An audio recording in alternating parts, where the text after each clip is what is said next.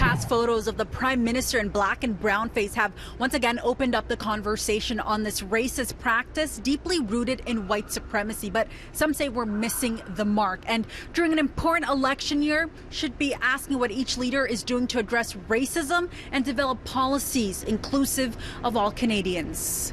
Blackface, is a historical issue for black folks. And I would argue that it has become, throughout the decades have become a rite of passage for young white people. What are your thoughts about where the conversation has been going?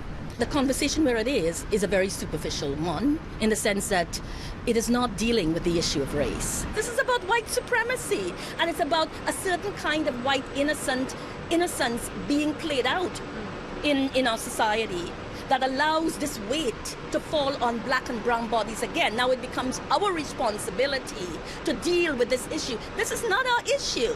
Beverly Bain is a professor at the Department of Historical Studies at the University of Toronto. She's been closely following the conversation around Trudeau's photos depicting him in black and brown face. She says she wasn't shocked by the fact that they existed. It is pretentious and hypocritical, of our leaders, of white folks in this country, to pretend that this is something that does not exist in Canada. Bain says though the resulting conversations expose racism, they don't deal with them, saying leaders should instead focus on policies that leave out racialized populations and address anti-racism changes on a greater scale. What are you doing, right, to ensure that black lives, Indigenous lives, brown lives are not being, dispensed with? If we did that, we would have to talk about the kinds of policies that white leaders are putting forward that are not necessarily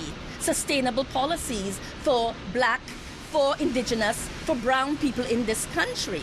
In one of the photos revealed this week, Trudeau was donning what has been dubbed as brownface at an Arabian Nights party in 2001. People across Canada are lacking an understanding and awareness of, Arab culture and history. The executive director of the Canadian Arab Institute, a national nonpartisan community engagement think tank, agrees, saying evidence-based policies that address discrepancies are necessary. What we would like to see is what all our elected officials are doing in this upcoming federal election to really tackle systemic racism. I would like the conversation to be about, the 73% of, the Canadian Arab community that are first generation, the 13.5% unemployment rate of visible minorities across Canada. That is almost double, the national average. It's a superficial conversation in the sense that where the media has not really focused on what really matters at hand. And for you, what does really matter? What should this conversation be about?